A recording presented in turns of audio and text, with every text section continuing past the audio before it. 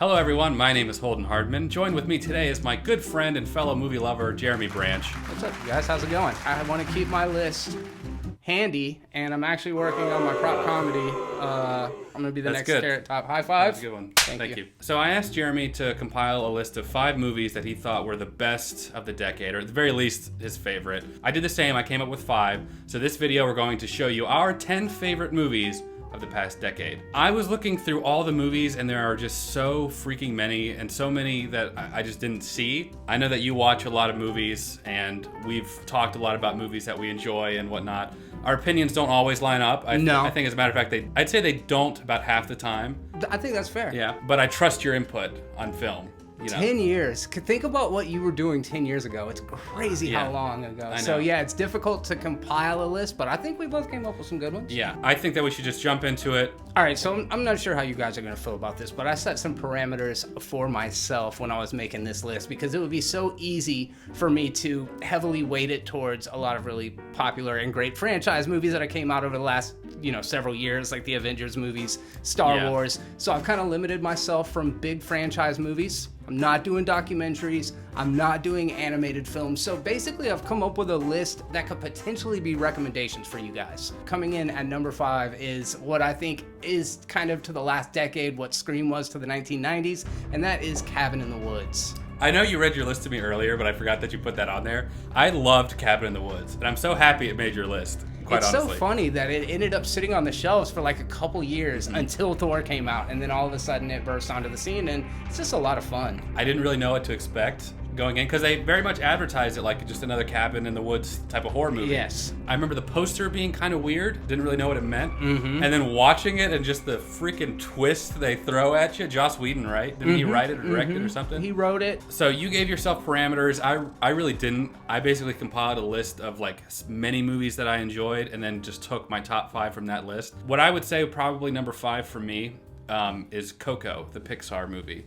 So good. Yeah. So good. The music in that movie is so good. It's so colorful, and I just... Yes. It was one that Brie and I, we didn't actually watch it till it was on Netflix. So we watched it, and I really enjoyed it. I watched it again, and then I found myself shortly thereafter watching it again. And I was like, you know what? This really is a really unique story. Obviously, Pixar, beautiful animation, and I think it deserves to be up there. I think it's one of the best Pixar movies in the past 10 years. Yeah, for sure. All right, my next one is actually another horror film, and totally on the other end of the spectrum for Cabin in the Woods. It's called Hereditary. It was directed by Ari Aster. Yeah. It came out last year, I believe. Yeah, you talked about Hereditary on the channel before. Have you seen it? I still have not seen it. I have not seen it, but I've heard rave from not just from you, but other people that I trust their opinions on. I would be real curious about any of you guys that have seen it.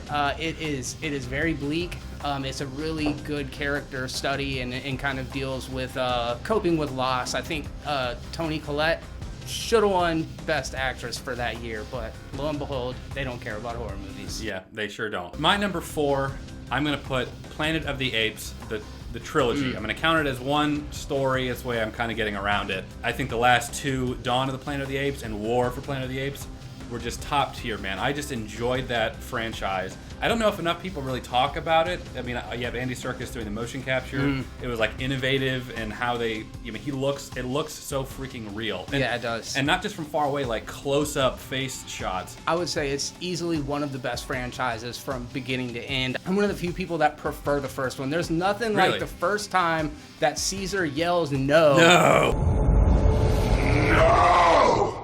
And he's training all the rest of the monkeys in there to get out. It's so awesome. Dude, I loved it. I love it. I recently saw Once Upon a Time in Hollywood. I feel like, in a way, it's kind of tracking the evolution of Quentin Tarantino. It's his most kind of subdued movie. It kind of comes off more like a buddy comedy than being some real intricate screenplay like Pulp Fiction or something. But man, the chemistry between Brad Pitt and Leonardo DiCaprio is just off the charts.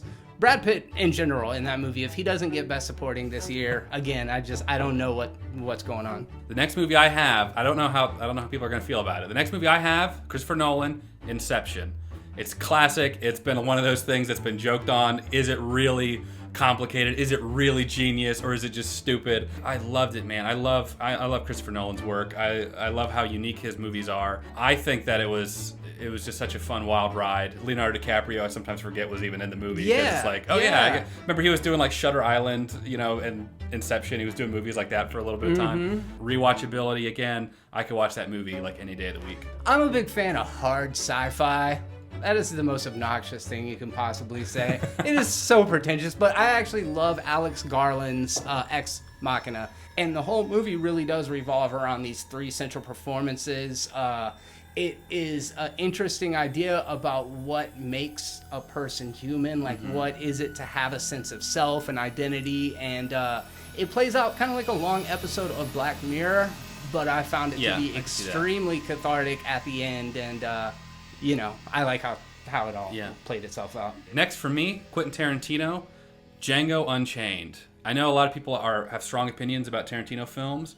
This one, I still think is, in my opinion, I think one of his absolute best that he's ever made. Django is one of the most subversive and hilarious movies that has come out in a very, very long time. But it resonated with pretty much all audiences. You mentioned Christoph Waltz before we started recording. Oh, dude, I love him in that movie. Good. Anything with Christoph, I'm in. All right, as I mentioned in the beginning, I am not putting any franchise movies in my list except for the number one.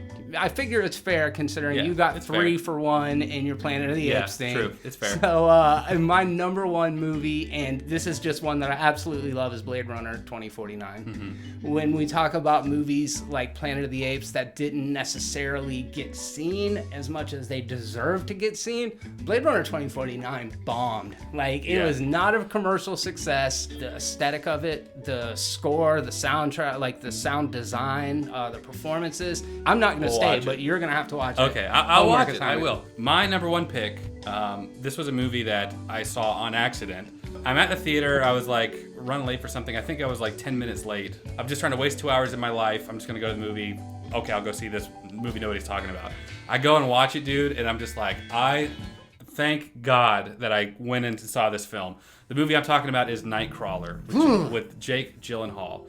So freaking I don't even know how to explain it. It's so freaking good. I don't want to say it's a psychological thriller. Maybe it is. It's kind of psychological, kind of suspense. The little horror, maybe even? Yeah, maybe a little bit of horror elements to it. For some reason, I just am always drawn back to thinking about that movie. When I think of great movies of the past several years, I think Nightcrawler. I loved it. It's not that I relate to the main character, only in the sense that we filmed stuff, but I was maybe in an alternate universe, if I was really, really a screwed up individual, I could see myself. This sounds terrible. I'm not gonna kill anybody.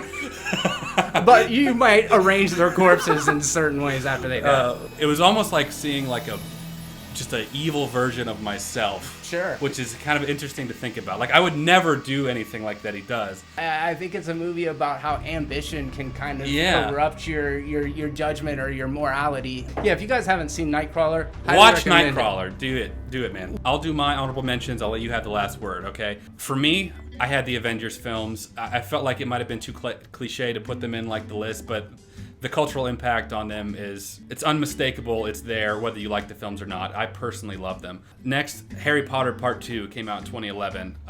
Harry Potter's still fresh in my mind from those videos I did with Matt. Kubo and the Two Strings. Excellent. Fantastic animated film. Did not get the attention or the recognition I feel it deserved. Another animated film, Into the Spider-Verse. Big Spider-Man fan, obviously. No complaints there either. Beautifully done movie. Only one documentary I have is Won't You Be My Neighbor?